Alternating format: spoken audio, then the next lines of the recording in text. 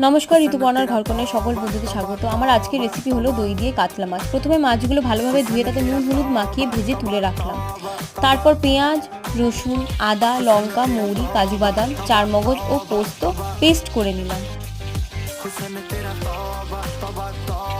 তারপর মাছ ভাজা তেলেই গোটা গরম মশলা দিয়ে পেস্টটা দিয়ে দিলাম।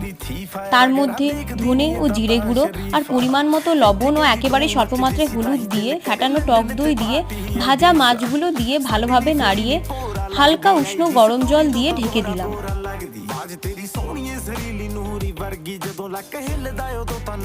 ফুটে গেলেই তৈরি আমাদের দই কাতলা। এখানে আমি গার্নিশিংয়ের জন্য বেরেস্তা, চেরা মরিচ ও ধনেপাতা ছড়িয়ে নামিয়ে নিলাম। আপনাদের আমার ভিডিও ভালো লাগলে প্লিজ লাইক, শেয়ার, সাবস্ক্রাইব করতে ভুলবেন না। ধন্যবাদ।